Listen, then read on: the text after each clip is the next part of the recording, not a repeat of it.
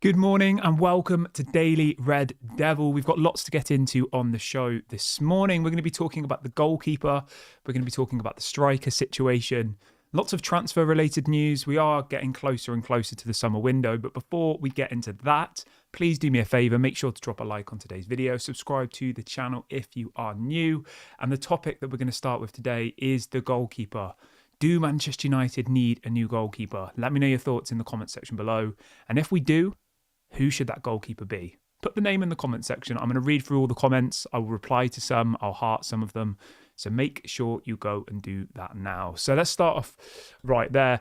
This story is being reported in most of the tabloid newspapers this morning that apparently Manchester United are looking to hijack Newcastle's move for James Trafford this summer. The report says that Manchester United will try and attempt to sweeten the deal by making it clear to James Trafford that he would have the opportunity to make himself Ruben Amorim's number one goalkeeper. I like the sound of this. I do. I'll say from the beginning, right? Andre Onana, 100% is not good enough to be the Manchester United goalkeeper. I don't really understand, again, how he was this goalkeeper at Inter Milan who got them to a Champions League final. I think he was phenomenal for Inter Milan in the Champions League. It was 2 years ago, wasn't it? Yeah.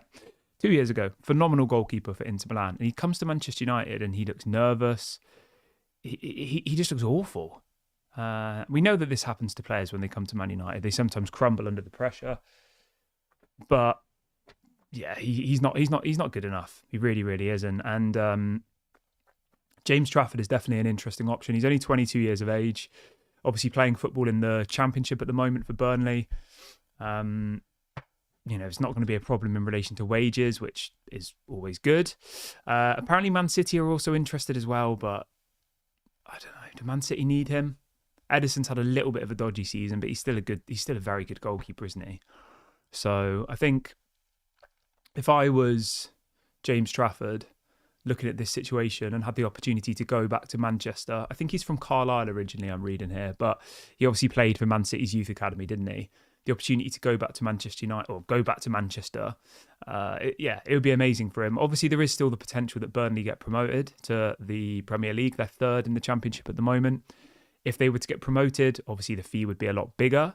But the report says this morning that apparently Burnley would listen to offers of around £25 million, which is it's not that much, is it, for a goalkeeper? Is Altay Bayındır going to want to go back to Turkey? That's obviously another scenario we have to consider. I think this guy would be good. Obviously, he would count as like a homegrown player as well. So, yeah, there's lots of tick boxes for James Trafford to come to Manchester United. Obviously, we know that you have to have a certain amount of homegrown players in your squad, don't you? We've got some. We've got people like Garnacho, he's one. Kobbie Mainoo's another. Who else? Obviously, all the youth players that are on the bench the other day, they'll all be homegrown. I think Dalot counts as homegrown because of the fact that I can't remember what the exact rules of it is, but it's like you've got to play for the club for 2 years before the age of 19 or something like that. So I think Ahmad maybe is as well. Anyway, we've got a few players, but I think you need to have maybe 4 or 5 in your squad. So if Rashford was to go, that would obviously be one leaving. We got rid of people like Hannibal Mejbri last summer. We got rid of Mason Greenwood, obviously. We got rid of Scott McTominay. So we have got rid of quite a few of these homegrown players, whereas James Trafford would fit that criteria. So I think he'd be an interesting option. Some other names we're being linked to this morning is Gregor Kobel, a name that we've been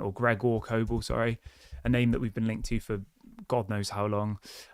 27 years of age, plays for Borussia Dortmund, obviously in the Bundesliga. Very talented goalkeeper.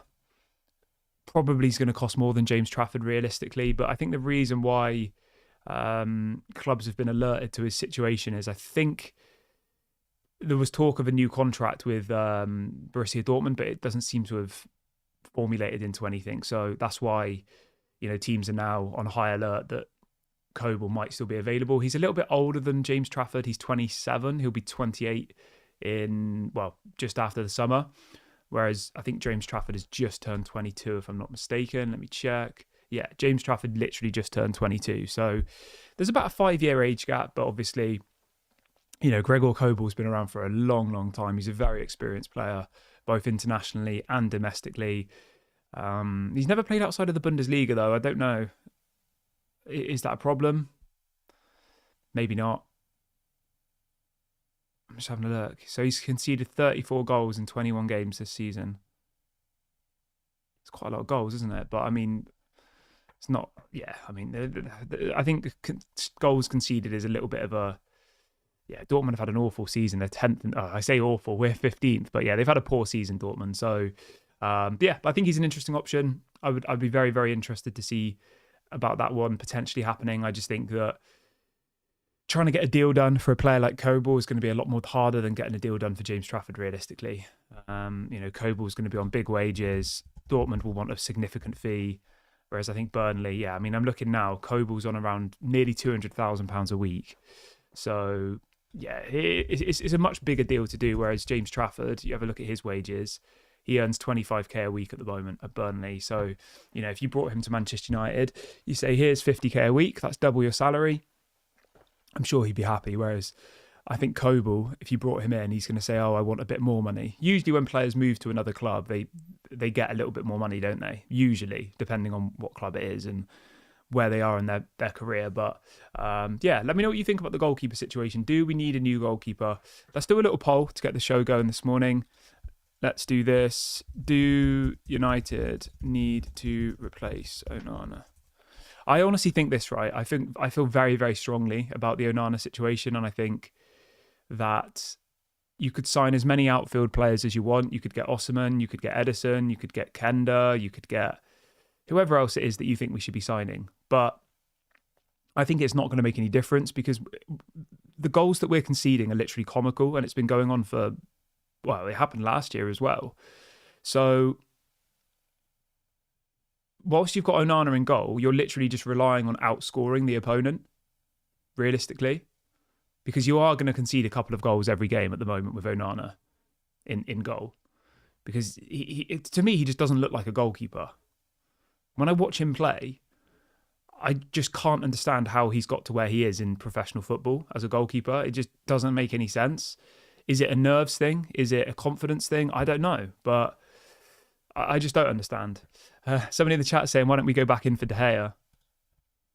I like De Gea. I was upset when De Gea left, to be honest. I didn't think it was the right decision. I know he was on big wages, but we spent 50 million on Onana, pounds.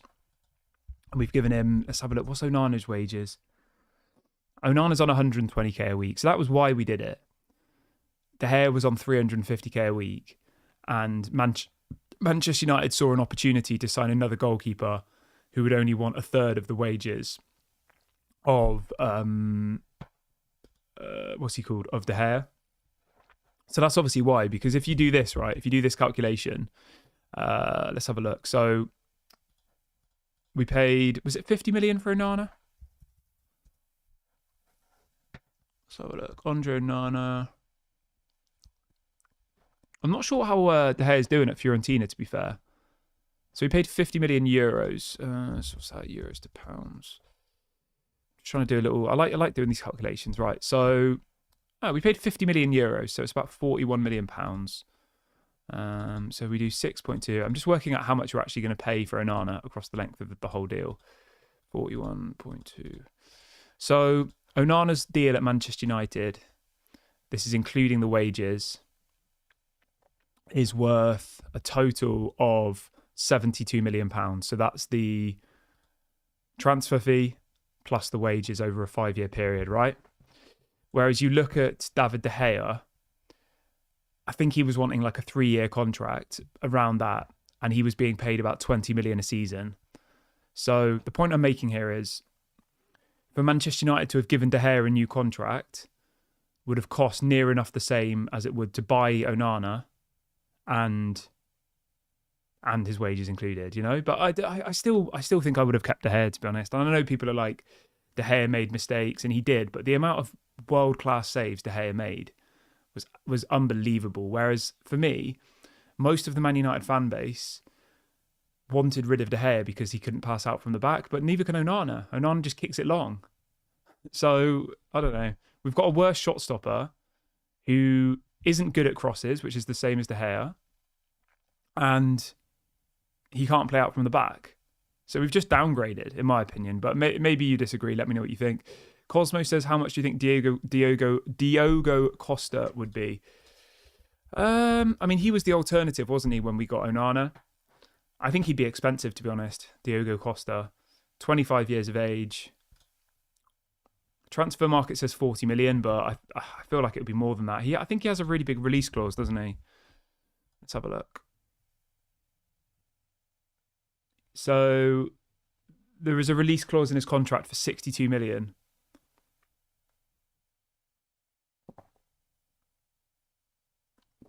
It says that Porto would be willing to negotiate around 50 million. I mean, it sounds like a lot. If we could get our money back for Onana, the £41 million, 50 million euros that we spent on him, I would go and give Porto 50 million for Costa. But it's just whether we can get the money back for Onana. We can't have, as bad as Onana is, you can't have a 50 million euros goalkeeper sat on the bench, really, I don't think. That's why I think the James Trafford option is quite interesting, because he's a cheaper option and you should be able to get 25 million back for Onana minimum, yeah? And that's how much James Trafford would cost. So, if you were to sell Onana for 25 million, which I know is a loss, but still, then go and spend that money on James Trafford, I think that's pretty decent. Whereas, I don't think we're going to get 40, 50 million for Onana, which would be the money we need to buy Diogo Costa. And we know that at the moment, Manchester United are looking at a right wing back, a striker, centre back, and probably a central midfielder. Like they're looking at lots of positions for this summer because we're desperate for them. Our squad is bone dry. I mean, most people in the chat are saying that Onana's not very good. 96% of people watching this video today say that Man United should replace Onana.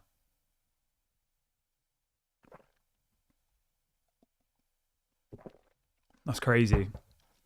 I think that's the most clear and obvious poll I think we've ever done on this channel. About a player, anyway. Obviously, if I did, do you want the Glazers to leave? I assume it would be 100%, but 96%. Wow. A couple of people in the chat are saying, what about Vitek? Do we not have a buyback clause? I mean, I think we're kind of clutching on straws there. I maybe understand with Matej Kovar. Maybe we look at him to come back. But it says that there isn't a buyback clause, but there is a sell-on clause. How's he doing he plays for, I mean, that's the thing, we can hold on to all this like sensationalism where we're like, oh, we should have never let Matej Kovar go. We should have never let this goalkeeper go. But the reality of the matter is, right, Matej Kovar turns 25 in a couple of weeks and he's played 3 times for Bayern Leverkusen in the Bundesliga this season. I mean, based on that, I feel like we've probably done an all right deal getting some money for him, seeing as he was a youth player. Is he better than Onana? Probably. But is he the answer? I'm not sure. I don't know. I honestly don't know. I have seen him play a few times, and when I saw him for Man United, I always thought he was quite good. But the fact that he's only played 3 times for Bundesliga for Dortmund this season, he's played 5 times in the Champions League, to be fair. But yeah, I mean, and then last season he only played once in the Bundesliga for Dortmund. So I don't know. Maybe they are trying to like bring him through, and maybe he will be their next goalkeeper. But I don't think we can sit here and say like, oh, we've really messed up here. But maybe I'm wrong. Obviously, it's all up for interpretation, isn't it? You can let me know what you guys think below. Natty says, who do you think's better, Trafford or Diogo Costa? I mean, that's a difficult one because obviously James Trafford has Premier League experience. He knows the English game, whereas Diogo Costa is another player coming into England and would have to, readjust. And he would cost a lot more money. So I think on the international scene, European scene, Diogo Costa is obviously a more well-known and more, I don't want to say respected, but you know what I mean, like a bigger name goalkeeper. But I think maybe steering away from that is actually almost better. Because, you bring in a goalkeeper, again, like Onana did. We brought him from Serie A, someone who did really well there, and then he just doesn't do well in the Premier League. Whereas we know James Trafford has done well in the Championship. He's done well in the Premier League. And I think we do probably need to look a little bit more at those types of players opposed to buying like a big name signing from a foreign league that's going to cost lots of money and might not work. Al says, do you think we can afford an expensive keeper? I don't think 25 million for James Trafford is expensive, to be honest, especially if we are looking to move on either or Altay Bayindir or Andre Onana. You'd probably get 10 million for Bayindir, and I think you'd probably get 25 to 30 for Onana. So, if Manchester United have made the decision that Onana is not good enough and they need another goalkeeper, maybe they sell out Bayindir this summer and they bring in James Trafford, and then they have James Trafford and Onana as the two goalkeepers. Maybe that's a solution. I don't think we'll buy a goalkeeper unless we sell a goalkeeper, if that makes sense. I think it will have to be either James Trafford Bayindir or Onana leaving. And remember, Tom Heaton's contract also expires at the end of the summer. He's the third choice goalkeeper. So Tom Heaton will definitely go. And I think Altay Bayindir will go as well, because, how many times has he played for Manchester United? It's maybe 5 times in his whole career. And he's injured now, so he's not going to probably play for a while. Let's have a little look. There's always stories of Altay Bayindir going back to Turkey, so that's obviously one to keep an eye on. Let's have a little look. We signed him in... Why is this in Turkish? I guess because he's a Turkish player. That would make sense, wouldn't it? I don't want it in Turkish. I want it in English. We signed him 2 years ago, didn't we, Altay Bayindir? Yeah. Anyway, let's move on from the goalkeeper situation. Let's move over to Hojlund and Victor Osimhen. So this story is coming out from a Italian Naples journalist. It's got a big following, pretty reliable in the Serie A, and he is reporting that apparently Manchester United are preparing to offer Rasmus Hojlund plus 32 million to Napoli for Victor Osimhen. There's lots and lots of reports saying that apparently Manchester United are done with Rasmus Hojlund, and I don't blame them. I think, is it 19 games now he's gone without scoring in the Premier League? That's not good enough, I'm sorry. And people will say, I think most Man United fans are now stopping this whole narrative of, he doesn't get service. There was 2 or 3 chances in that game against Ipswich where he could have shot, and I don't know what he did. He fell over the ball, it went out of play, he tried to dummy it through his legs. We can't just keep being like, he doesn't get service, he doesn't get service, because he does. We do create chances. It's just he's not clinical. You see Isak for Newcastle, he gets one sniff of the ball and the first thing he's thinking is to try and shoot. Whereas Hojlund, I don't know what he's doing. He's wrestling people. He's trying to do dummies. He's just trying to do too much. And I personally would be looking to move him on, to be honest. He's got 23 goals in 77 games for Manchester United, which is a goal every 3.5 games. But obviously a lot of those goals have come in like the Europa League. He scored 2 goals this season in 22 matches. It's not very good, is it? Last season, how did he do last season? He got 10 goals in 30 games last season, which is okay. It's not great, is it? When you think Liam Delap's playing for Ipswich, who are going to get relegated, and he's got more goals this season playing for a relegation side than Hojlund got in the whole of last season. That kind of says something, doesn't it? They're the same age. Yeah, Liam Delap's got 10 goals already this season. And there's still, more than 10 games to go. So, yeah, obviously it's a bit of a shame. I think a lot of people had high expectations for Rasmus Hojlund. I think the fact that he's a Manchester United fan had that kind of sentimentality to it, where people were like, I want to stick with him. I want him to turn good because we know he's a boyhood Man United fan. But again, I was going to say we're not a charity, but that's not really the right wording, is it? We need the best in the in class. I don't care whether Osimhen was a Chelsea fan as a child, or I don't know, Liam Delap played for Man City, or whoever, right? Or Harry Kane played for Tottenham his whole career. We want the best players in the best positions, and it doesn't really matter to me that much whether they were a boyhood Man United fan. Obviously, if they've come through the youth academy, it's a different situation, isn't it? But Hojlund isn't like a youth player, is he? He's not come through our youth academy, so Yeah, I don't know. I'll be interested to see what you guys think. We could do another poll actually on it quickly. Why not? So the results of the first poll: 92% of people watching the video think we should replace Onana. Let's do one more poll before we end the show. Let's do this. Everyone who's just joined the video, please make sure to like it. We're trying to get to 500 likes on this episode. We've got over 300 people watching and only 50 likes. So go and do that right now. Make sure to subscribe as well. Should United... So we're going to do a poll as this. Should United sell Hojlund this summer? So you can go and get involved in this poll. The question is this. Should Manchester United look to sell Hojlund this summer? I'd be interested to see what you guys think.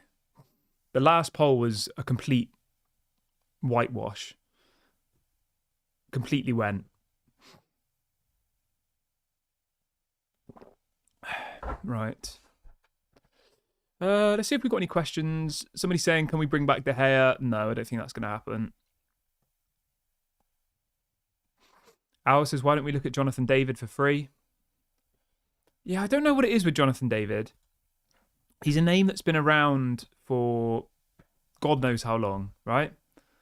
And he's never really got that big move, has he? I mean, you know, he's been linked to lots of teams in the past, but it's just not happened.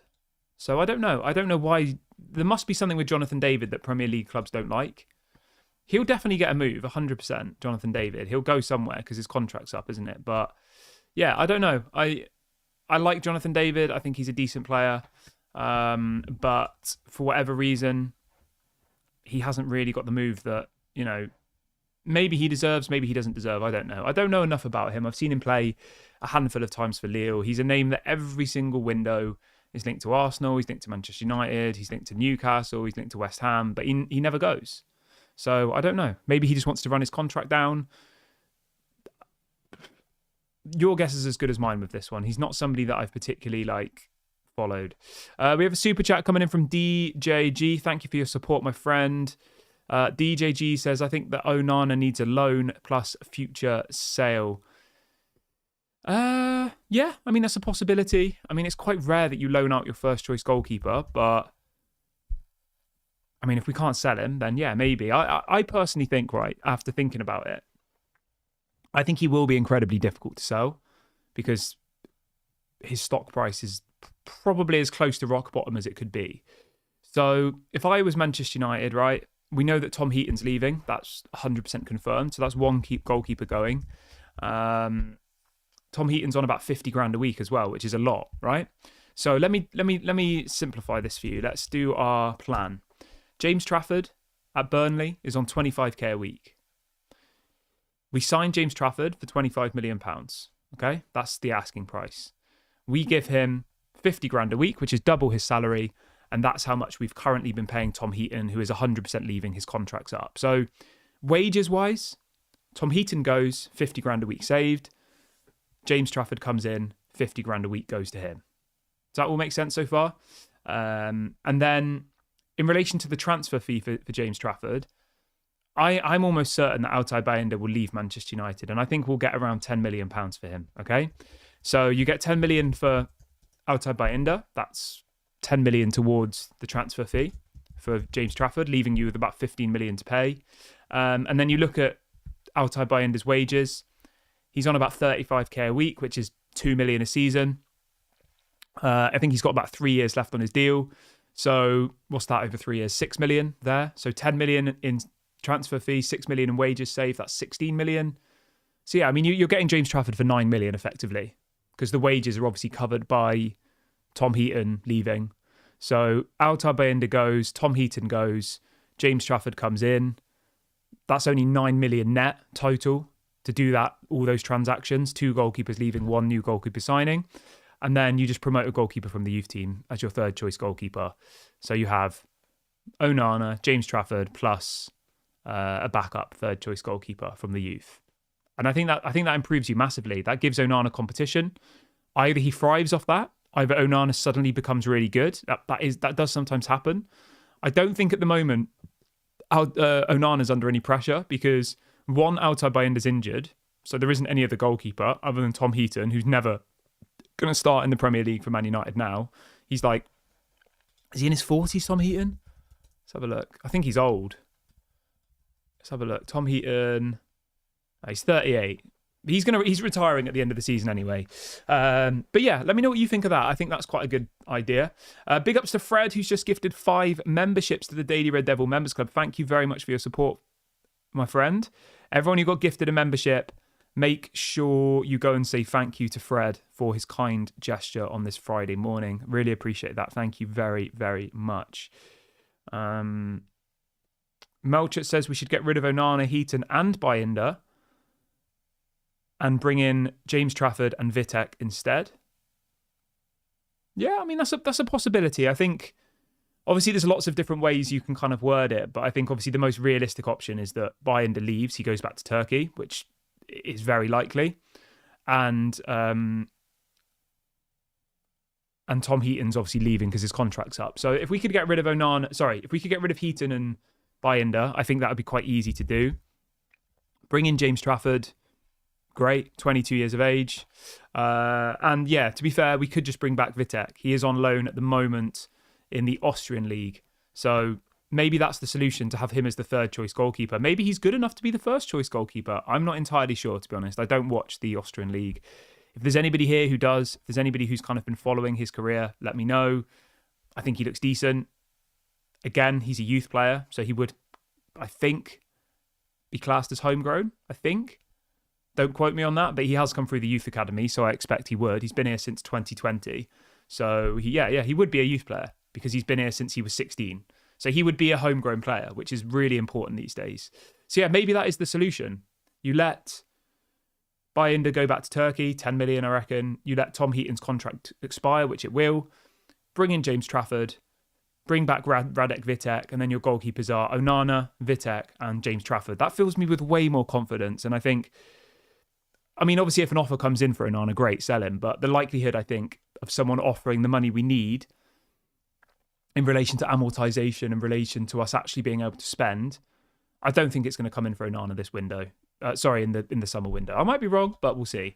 Big ups to Melcher as well, who's just gifted, or has just done a super chat. Thank you very much for your support. I hope you're doing well. What else have we got in the chat?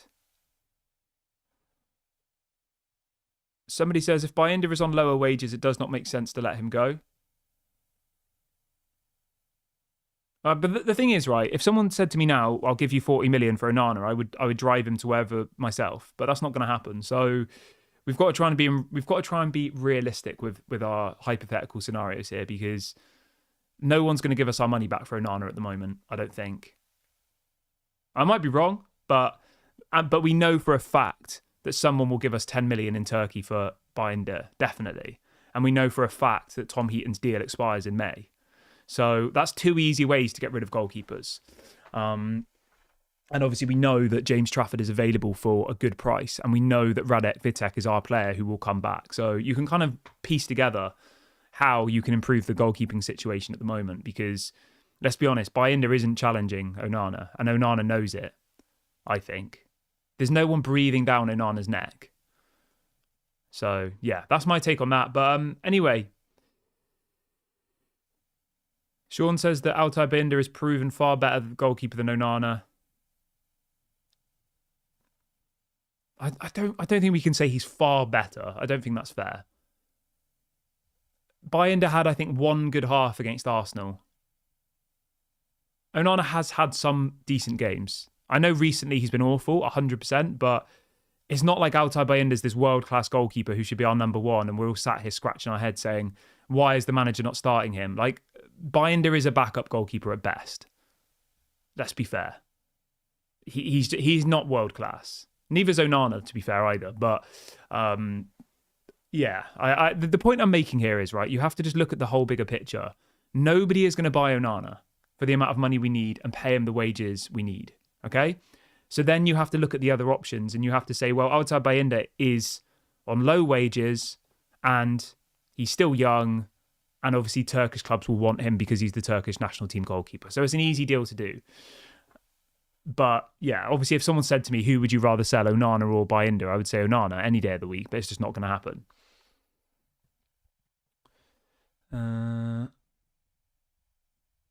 Gisborne says Trafford was very shaky in the Prem last year. He has improved massively in the Championship this year. I'm not sure he is the answer. Fair enough. Fair enough.